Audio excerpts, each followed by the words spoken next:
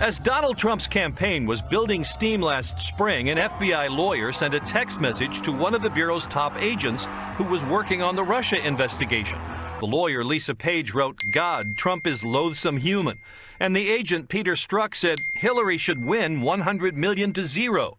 A few months later, she texted, "Maybe you're meant to stay where you are because you're meant to protect the country from that menace." They frequently called Mr. Trump an idiot. When Clinton won the primary, he wrote, "About damn time." And when it appeared Trump won the election, Strzok texted, "OMG, this is expletive terrifying." Until July, Strzok was part of Robert Mueller's special counsel investigation. He was dismissed from the team when Mueller found out about those texts. Rod Rosenstein, the Deputy Attorney General who oversees Mueller's team, was hammered today by House Republicans. They say the texts show that Mueller's investigation of the Trump campaign is biased. Strzok or his lover, Lisa Page, the two great lovers. If you look at Strzok, if you look at his lover, Lisa Page, his wonderful lover. Lisa Page, who was forced to leave the FBI, and her lover, Peter Strzok. Phony people like McCabe and Strzok and his lover. You had Lisa Page, his lover. Joining us now here on set for the interview is Lisa Page. She's a former FBI lawyer, special counsel to Deputy FBI Director Andrew McCabe.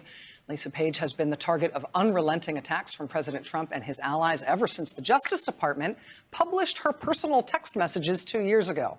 You've become a poster child, along with several of your colleagues, for these claims from the president, and now increasingly from the current Attorney General, that the Trump-Russia investigation was cooked up on the basis of false allegations or even some sort of conspiracy, specifically to hurt his chances of getting elected.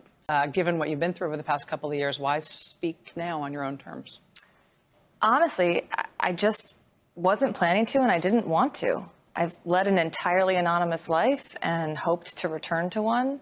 And when the president, finally did that vile sort of simulated sex act in a, rally in Minneapolis, I just finally had to accept it's not getting better, and being quiet isn't making this go away. The president has not slowed down. He last week at a rally, I believe, intimated or said that he didn't know if it was true or not, but he heard that she'd had to get a restraining order against Peter Strzok now, and that's how that all worked out. You have said publicly on Twitter that that's a lie. Nothing like that ever happened. Of course not. But if this doesn't slow down the president attacking you, is it still the right thing to do? I mean, hasn't changed, so I don't see why I would continue doing the same thing. Yeah. At least I have my voice out there. At least if you want to respond to me. What it was like and sort of how you found out and what your thought process was when you learned that these text messages that had been investigated by the Inspector General had not just made their way into public consumption, but had actually been given to reporters by the Justice Department, who told reporters that they shouldn't source them to the Justice Department and explain where they got them. But it was, in fact, the DOJ who gave them out. That's correct. Tell me how that felt. I mean, it's really one of the more painful aspects of this entire 2 years. I mean, the president's attacks and assaults are one thing, but this is my institution. This is my Justice Department betraying us. And, there's an element of, this is a claim that, well, this is congressional oversight and we had to do it. I have been a part of both of these institutions for a long time, and I know what it looks like when when the department is trying to protect people and protect information, and I know what it looks like when they're not. There were plenty of ways to fulfill their congressionally mandated oversight responsibility without politicizing our messages, without shoveling them out in the way that they did. Why do you think they did it? Well, my speculation is because this was not a great time for the Justice Department. You had Attorney General Sessions constantly beleaguered and being lambasted by the president for failing to sufficiently protect him. You had Rod Rosenstein going to the Hill early the next morning. I think it served a useful foil. I mean, it's deeply unfair. We are all public servants. This is simply not the way, even with wrongdoing, even if you think that my text messages were a mistake, this is not how public servants should be treated. And moreover, those institutions should be coming to their defense.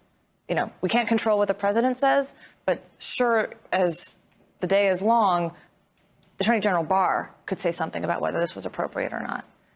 Secretary Pompeo could say something about whether these people deserved the lambasting that they've gotten. In terms of the text messages and the allegations that have been made against you, you've sort of explained yourself in putting those text messages in greater context in terms of what they meant and the way they were used against you.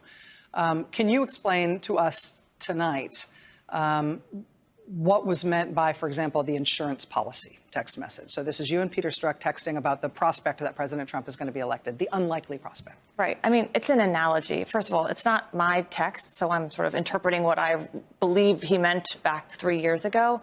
But we're using an analogy. We're talking about whether or not we should take certain investigative steps or not based on the likelihood that he's going to be president or not, right? You have to keep in mind, if President Trump doesn't become president, the national security risk, if there is somebody in his campaign associated with Russia, plummets. You're not so worried about what Russia's doing vis-a-vis a member of his campaign if he's not president, because you're not going to have access to classified information. You're not going to have access to sources and methods in our national security apparatus. So the insurance policy was an analogy. It's like an insurance policy when you're 40. You don't expect to die when you're 40, yet you still have an insurance policy. So don't just hope that he's not going to be elected and therefore not press forward with the investigation hoping, but rather press forward with the investigation just in case he does get in there. Exactly. What about the text message that in which you and Strzok were talking about your sort of fear that Trump would be elected, and he said, no, we won't let it happen? I mean, by we, he's talking about the collective we. Like-minded, thoughtful, sensible people who were not going to vote this person into office. You know, obviously, in retrospect, do I wish he hadn't sent it? Yes. It's been mutilated to death, and it's been used to bludgeon an institution I love, and it's meant that I've disappointed countless people. But this is a snapshot in time, carrying on a conversation that had happened earlier in the day that reflected a broad sense of he's not going to be president. We, the democratic people of this country, are not going to let it happen. But to my cool point, 2 days later, you see Lindsey Graham in the Senate spend 40 minutes reading text messages again. These are 3 years old. They're been described as immaterial, ultimately, by the Inspector General, and yet we're still talking about them. We're still talking about them on the eve of the president being impeached. We can't ignore that. Now she is breaking her silence, telling the Daily Beast, and I quote here, "It's like being punched in the gut. My heart drops to my stomach when I realize he has tweeted about me again. The President of the United States is calling me names to the entire world. He is demeaning me and my career. It is sickening. And this, if I'm walking down the street or shopping and there's somebody wearing Trump gear or a MAGA hat, I'll walk the other way or try to put some distance between us because I'm not looking for conflict. Really, what I want most in this world is my life back." Strzok or his lover, Lisa Page, the two great lovers. If you look at Strzok, if you look at his lover, Lisa Page, his wonderful lover. Lisa Page, who was forced to leave the FBI, and her lover, Peter Strzok. Phony people like McCabe and Strzok and his lover. You had Lisa Page, his lover.